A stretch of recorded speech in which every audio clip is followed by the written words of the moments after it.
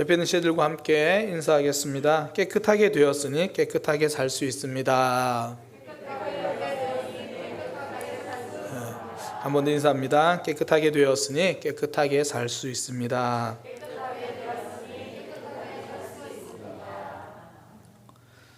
사랑도 오해하게 되면 아픔이 생깁니다. 우리가 부모님과 자녀들의 관계를 보면 되죠. 부모님과 자녀 사랑하는 사이입니다. 그런데 아픔이 생기죠. 물론 사랑하기 때문에 사랑 그 자체로 오는 아픔도 있죠. 왜 그냥 보면 좋기도 하지만 또 그냥 보면 짠하기도 하고 그런 마음, 사랑하는 마음 안에 담긴 아픔들이 있잖아요. 자녀들이 이제 직장을 잡고 출근을 하면 그 뒷모습 보면 대견하고 뿌듯하고 좋죠. 또 한편으로는 사회로 나가는 또 그 뒷모습이 또 짠하기도 하고 마음 아프기도 하죠. 그런 애틋함 같은 아픔, 사랑 속에 있죠. 근데 그런 아픔 말고요. 그런 아픔 말고 사랑을 오해해서 생기는 아픔이 있다라는 거예요. 그러니까 주는 사람도, 사랑을 주는 사람도 사랑을 오해해서, 혹은 사랑을 받는 사람도 사랑을 오해해서. 왜 아이들이 이제 초등학교 때, 자녀들이 초등학교 때는 부모님께 주로 듣는 말이 하라라는 이야기를 많이 듣잖아요. 이거 하라, 저거 하라. 청소년 딱 되면 하지 말라라는 이야기를 이제 아이들이 많이 듣죠. 부모님이 이거 하지 마라, 저거 하지 마라. 나는 내 뜻대로 하고 싶은데 부모님은 하나에서 10까지 다 말리는 거예요. 그러니까 내 마음대로, 내 감정대로 움직이고 싶은데 부모님의 말씀이 나를 불편하게 하고 나를 힘들게 하죠. 그러니까 저분들은 나를 괴롭히시려고 존재하시나? 청소년 시기에는 그럴 생각이 들기도 하겠죠. 그런 마음 때문에 힘들기도 할 거예요. 그것 때문에 또 서로 감정 싸움 하기도 하고 서로 마음이 아프죠. 이게 사랑받는 사람 입장에서 사랑을 오해해서 그렇죠. 사랑하면 내 뜻대로 할 수 있도록 해줘야 되는 거 아닌가? 이런 거죠. 사랑하면 지지해줘야 하는 거 아닌가? 사랑에 대한 오해죠. 사랑하기 때문에 맞기도 하는 거고, 사랑하기 때문에 잘못된 행동은 도와주며 지지하기보다 막아서며 저지하는 거, 이게 사랑이잖아요. 받는 입장에서 사랑을 오해하니까 그 사랑이 사랑으로 못 느껴지는 거죠. 또 주는 사람, 사랑하는 입장에서도 오해할 때가 있어요. 흔히 이제 많이 하는 오해가 다 해주는 게 사랑이라고 오해하잖아요. 제가 이제 최근에 순례주택이라는 소설을 보았습니다. 너무 재밌어가지고 주변 사람들에게 같이 보자라고 했는데, 거기 한 가족이 나오는데요. 결혼을 하고 이 자녀가 둘인데 여전히 그 가족의 부모님들은 자신의 부모님들에게 의지해서 살아가요. 그러니까 자녀들의 할아버지가 되거든요. 그 할아버지 아파트에 살고 그 부모가 주는 돈으로 자녀들 학원을 보내요. 그 가족의 부모는, 그 할아버지는 평생 다 해주는 것이 사랑인 줄 알았어요. 근데 막상 그 할아버지가 갑자기 심장마비로 돌아가시고 나니까 이 남은 가족들은 할 수 있는 게 없는 거예요. 스스로 돈을 벌어본 적도 없는 엄마, 그리고 이제 아빠는 대학교 정교수가 되기를 바라면서 시간 강사 일을 대학교에서 하는데, 시간 강사는 월급이 굉장히 작거든요. 근데 나는 대학교 정교수면 될 거야, 난 공부만 하면 돼, 나머지는 시간 강사하면 되지 그러면서 평생 다른 일은 해본 적이 없는 아빠. 이제 그들이 세상 밖에 던져진 아이들이 돼버린 거예요. 집도 이제 다 날아가게 상황이 그렇게 됐고 그런 상황.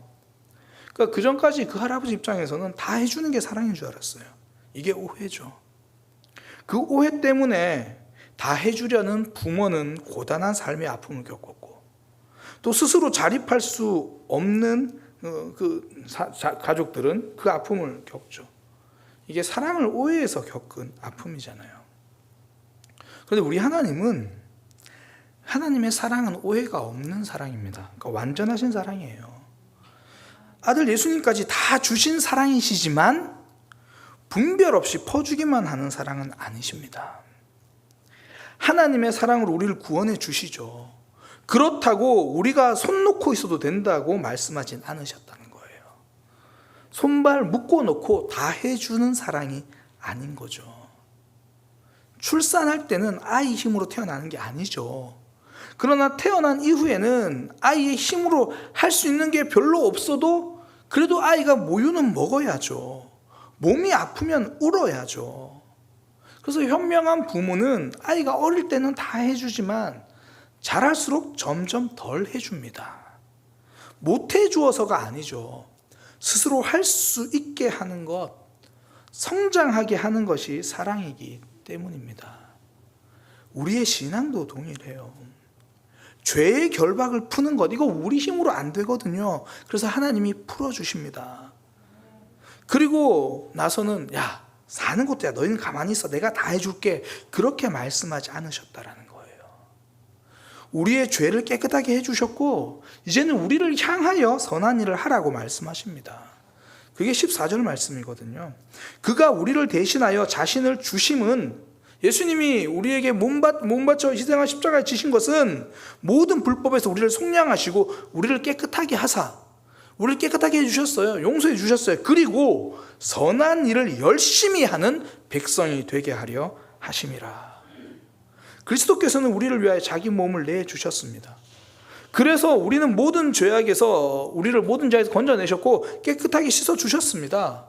그것은요, 선한 일에 열심을 내는 백성으로 만드시기 위해서입니다. 깨끗하게 된 것 은혜죠. 그러나 그 은혜가 아직 끝난 게 아닙니다. 이제는 그 은혜를 가지고 우리가 선한 일을 할 수 있도록 하나님께서 만들어 주시는 거예요. 그 일로 우리를 내모시는 거예요. 깨끗하게 되었으니 이제 우리는 우리가 깨끗하게 살아갈 삶을 기대하고 계시는 거예요. 그게 오늘 본문 말씀입니다. 오늘 본문 11절부터 보면요, 이렇게 이야기하세요. 모든 사람에게 구원을 주시는 하나님의 은혜가 나타났다. 그러니까 우리에게 하나님께서 찾아오신 게 은혜죠. 모든 사람에게, 이 말이 차별 없이라는 말이잖아요. 유대인만이 아니고 이방인에게도, 남자뿐 아니라 여자에게도, 자유인뿐 아니라 노예들에게도, 바르게 살아온 사람들뿐 아니라 부족함이 많은 우리에게도, 정말 하나님 앞에 제대로 설 수 없는 우리에게도, 그 모든 사람에게도라는, 정말 하나님 앞에 제대로 서지 못하는 우리에게도 은혜를 주셨다는 거죠. 그런데 오늘 본문에 보니까 그 은혜가 거기서 끝나지 않아요. 11절에 그 은혜를 이야기하고 12절에 이어서 그 은혜가 우리를 양육한다고 그래요. 모든 사람에게 구원을 주신 하나님의 은혜가 나타나 그 은혜가 우리를 양육해 준다. 은혜가 우리를 받아주기만 하는 것은 아니라 우리가 성장할 수 있도록 양육해 준다고 말씀하시는 거예요. 제가 오늘 이 말씀을 묵상하고 연구하면서 무릎을 탁 칠 수밖에 없었던 게, 그렇지, 정말 하나님의 은혜라면 다 해주시는 게 아니지, 양육해 주시는 거지. 우리가 예수님의 제자로, 우리가 하나님의 백성으로, 사랑이 그렇잖아요. 정말 사랑하면 손 놓고 있으라고 말하지 않습니다. 함께 하자고 말씀하십니다. 성장하도록 도우시고 때로는 넘어지는 모습도 그냥 보고 계시는 거예요. 아기들 보면 아이들 아장아장 걷다가 딱 넘어지잖아요. 그러면 제일 먼저 자기 일어날 수 있어도 딱 뭐부터 쳐다봐요? 엄마 아빠 눈치부터 봐요. 이렇게 보면서 엄마 아빠가 반응이 없으면 그 다음에 인상을 쓰면서 울려고 해요. 그래도 가만히 있으면 민망해서 일어나서 툴툴 털고 나와요. 스스로 일어나기를 기다려 주는 것, 우리가 할 수 있는 일을 알려주시고 그걸 우리가 하도록 그렇게 해주시는 것, 그것이 진짜 사랑입니다. 오늘 본문에 그 은혜가 우리를 양육한다 그래요. 다 해주는 것은 사육이지 양육이 아닙니다. 양계장의 닭은 아무것도 못해요. 그냥 좁은 곳에 갇혀가지고 그냥 고민도 필요 없어요. 움직일 필요도 없어요. 그냥 주는 밥 먹고 살만 찌면 돼요. 주는 밥 먹고 살만 찌면 되는 게 양계장의 닭인데, 참, 청소도 양계장 주인이 다 해요. 뭔가 이상한데 느낌이. 그러니까 그 닭에게 아무것도 안 시켜요. 아무것도 안 바래요. 이건 양육이 아니라 사육입니다.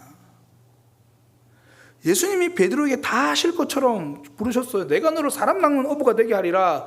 그리고는 베드로가 앉아가지고 예수님 뭐 하세요? 지금 저 사람 낚는 어부가 아직 안 됐는데요. 이러고 있으면 베드로 인생 망한 거예요.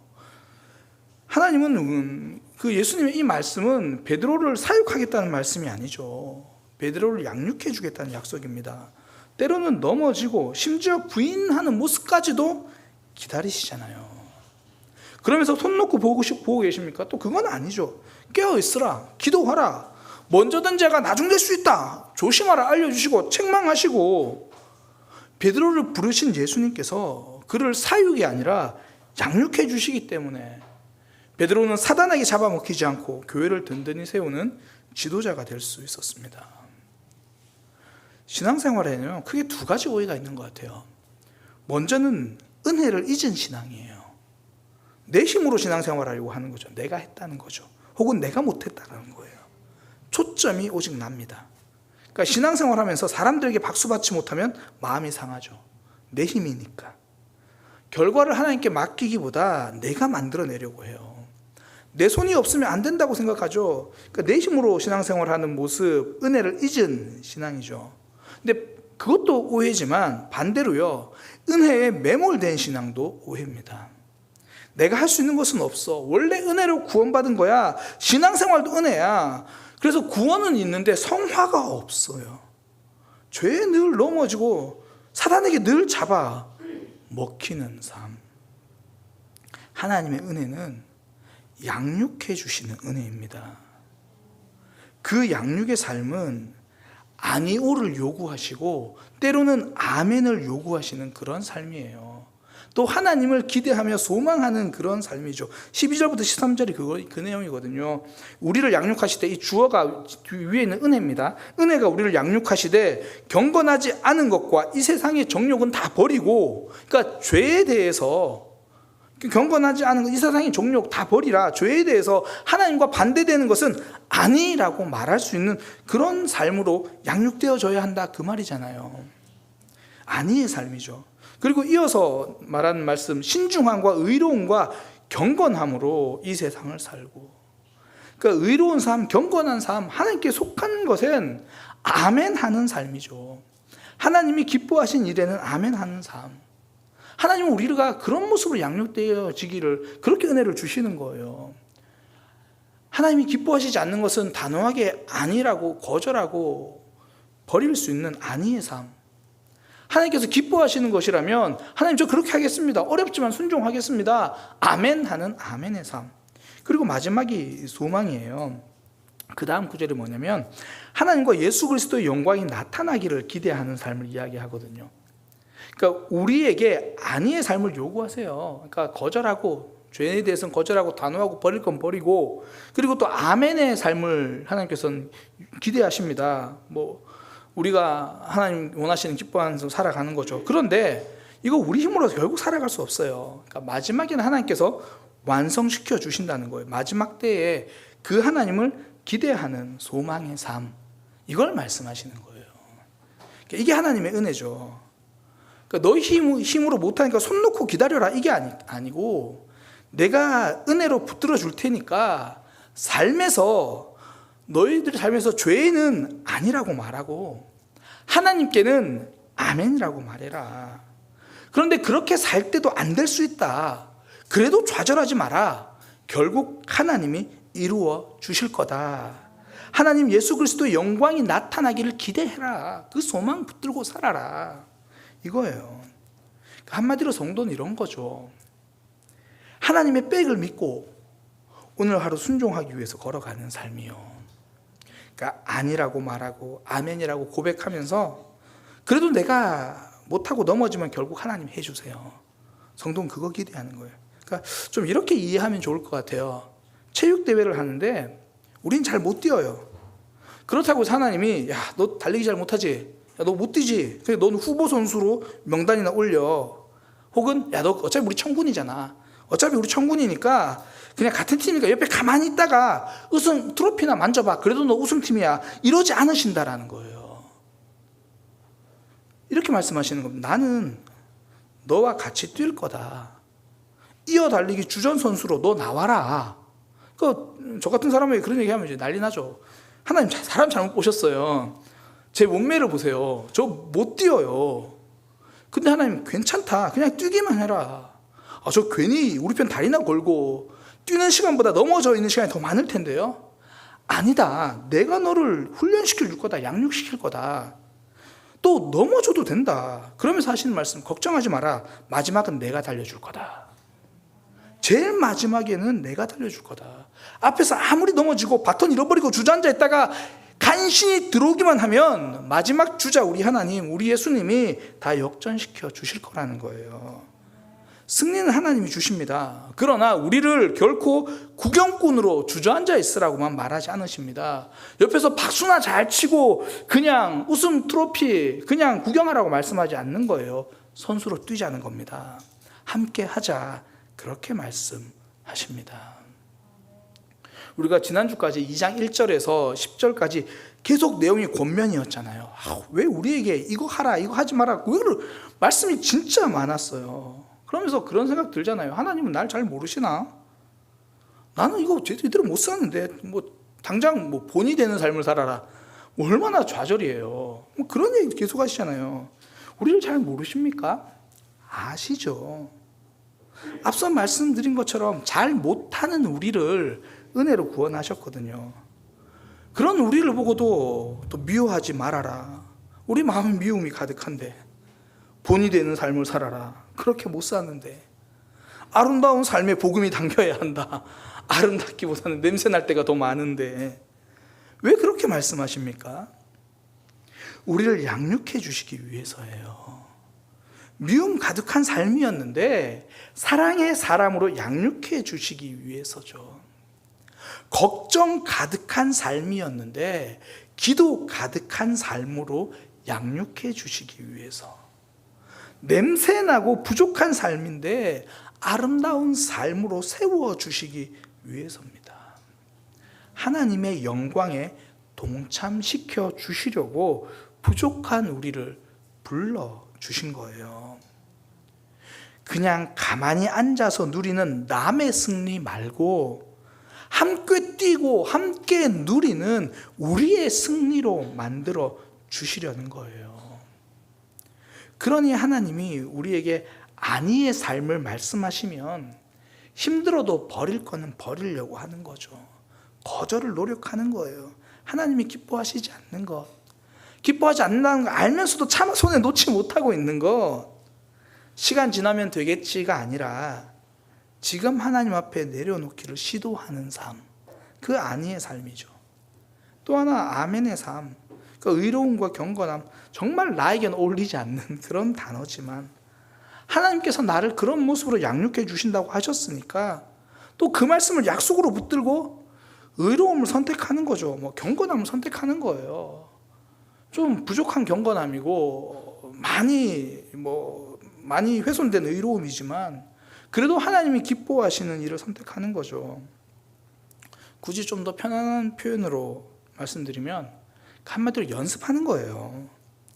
하나님 앞에서 양육되어지는 과정이니까 안위의 삶이 잘 안 될 수도 있죠. 순종하는 아멘의 삶이 어려울 수 있어요. 그러니 오늘은 연습하는 심정으로 순종하는 거예요. 그렇게 하나님 앞에 서는 거죠. 기도도 마찬가지입니다. 오늘 이제 금요 기도이니까 마치고 기도할 거잖아요. 근데 기도가 잘 안 되죠. 그러면 기도하는 연습하세요. 기도하는 훈련해야죠. 기도하는 내가 훈련할 거야. 그러면서 오늘은 10분 앉아 있어 보자. 오늘은 20분 앉아 있어 보자. 기도할 게 없는데 어떡하지? 주기도문을 내가 오늘 100번은 외워보겠다. 연습하고 훈련하는 모습이죠. 오늘은 소리 내어보자. 오늘은 솔직히 말씀드려보자. 오늘은 사랑해보자. 우리를 붙들어 주시고 마지막에 반드시 승리를 주신 하나님을 믿으면서 오늘을 훈련하는 것, 그게 양육되어지는 거죠. 그게 은혜의 양육받는 성도의 모습입니다. 그렇게 우리는 은혜의 양육받으며 우리에게 주어진, 하나님께서 우리에게 허락하신 삶을 살아가는 거예요. 그렇게 살아가기 위해서 또 하나 기억해야 될 건요, 받아들임의 삶입니다. 받아들임. 바울이 디도에게 이제 성도의 삶을 알려주었잖아요. 깨끗하게 되었으니 선한 일에 열심을 내는 백성이 되어야 한다. 오늘 설교 표현대로 하면 깨끗하게 되었으니 깨끗하게 살아야 한다 이야기를 했어요. 그리고 나서 바울이 디도에게 알려주는 말이 15절인데요. 너는 이 내용을, 그러니까 깨끗하게 되었으니 깨끗하게 살아야 된다, 이 말을, 이것을 말하고, 그러니까 가르치다는 뜻이에요. 이것을 말하고 권면하고 모든 권위로 책망하라. 그러니까 그들이 알 수 있도록 가르치고 실천할 수 있도록 권면하고 엉뚱하게 다른 길 가고 있으면 책망해서 바른 길로 오도록 하라. 가르침과 권면, 책망을 이야기해요. 이걸 우리의 관점으로 보면 받아들임이죠. 말씀이 우리에게 길을 가르쳐주면 그것이 진리라고 받아들이고, 말씀이 우리에게 삶을 권면하면 그 권면 따라서 전진하고, 말씀이 우리를 책망하면 그 책망 받아들여 수정하고. 그러니까 이 가르침과 권면, 책망하라, 우리가 받아들일, 그러니까 우리 입장으로 이 말씀을 가지고 오면 받아들임이죠. 저와 여러분, 우리 모두 마찬가지입니다. 뭐 목사는 책망하는 사람이고 성도는 책망받는 사람이고, 아니요, 우리 모두 하나님 앞에서 책망받는 사람이고 하나님 앞에 권면받는 사람이고 하나님께 가르침 받는 사람이에요. 그러니까 우리 모두 받아들임이죠. 성장은 받아들임에서 나와요. 제가 이제 목사님들과 설교 세미나를 해보면 참 재미있을 때도 많아요. 대부분 언제가 재밌냐면 잘 받아들이시는 분들과 할 때가 좀 재밌어요. 설교가 무엇인지, 어떻게 준비하고 어떻게 전달하는지. 어떤 분들은 이제 설교를 함께 나누고, 설교는 이런 거지 그러면서 그 주석책을 읽듯이 성경 말씀을 원어부터 시작해서 처음부터 다 그거 설명하고 계신 분이 있어요. 그러면서 말해요, 우리 성도들은 왜 그렇게 설교 시간에 조는지 모르겠어요. 그분 설교 문을 읽고 있어도 제가 졸아요. 그러니까 이건 설교가 이제 그런 걸 막 알려드리면 그거를 다 받아들이는 분이 있어요. 그러니까 가르쳐 주는 대로 받아들이는 거죠. 그럼 가르치는 사람도 재미있고 되게 재밌어요. 근데 또 어떤 분은요, 이제 배웠으니까 내 생각을 내려놓고 이제 한번 해보는 거예요. 시도해보는 분들이 있어요. 그런 분들은 좀 기대가 돼요. 그러니까 새로운 걸 가르쳐 주면 그걸 새로운 지식으로 채우는 분들을 보면 소망이 보이거든요. 근데 그걸 새로운 지식으로만 가지고 있는 게 아니라 직접 한번 해보시는 분들이 있어요. 그럼 이건 이렇게 하는 거예요? 저건 저렇게 하는 거예요? 물어보면서 직접 그렇게 해보시는 분들이 있어요. 그런 분들을 보면 기대가 돼요. 그러니까 권면하는 대로 따라오는 거죠. 권면하는 대로 시도하는 거 보면 기대가 돼요. 단지 아는 것으로 그치지 않고 시도해보는 거죠. 권면도 받아들이는 거예요. 그런데 그게 쉽지 않아요. 내가 하던 방법, 하던 습관이 있잖아요. 그런데 바꾸려니까 쉽지 않죠. 그러니까 쉽지 않네 하고 그냥 저는 힘들어서 그냥 원래 하던 대로 할게요, 이렇게 하는 분도 있지만, 어떤 분은 그 정말 잘 안 돼도 자신이 하는 방법 포기하고 과감하게 방향을 틀어버리는 분들이 있어요. 그런 분들이 변화가 돼요. 그런 분들의 삶에서 기적이 일어나요. 알려줄 때 그 지식을 받아들이는 사람은 소망이 돼요. 권면할 때 받아들이고 시도해보는 분들을 보면 기대가 돼요. 그런데 내 삶을 수정하고 내 삶의 모습을 직면하고 책망하는 말씀이 들리고 받아들이고 그 말씀을 붙들고 살아가는 사람은 변화가 되더라고요.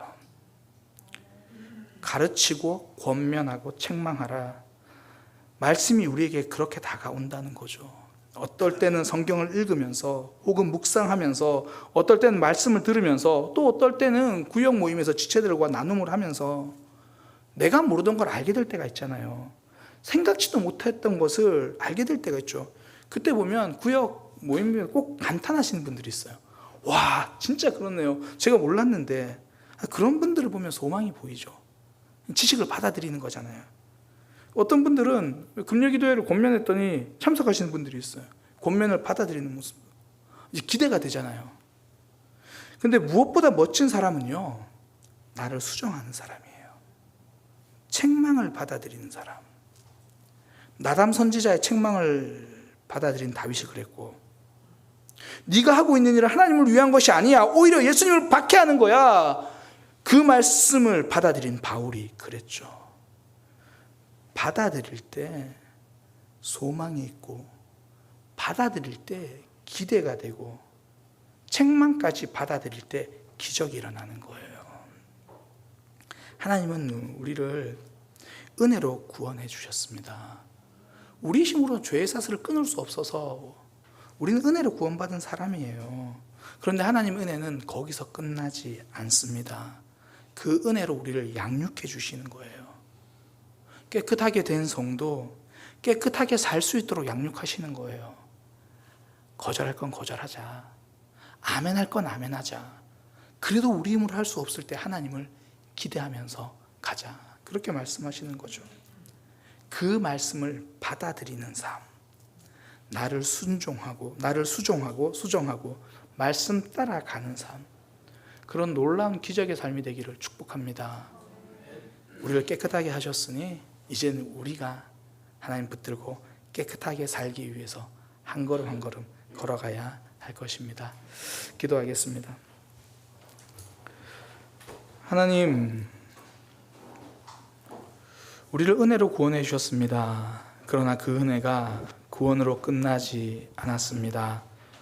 그 은혜로 우리를 양육해 주신다고 하셨습니다.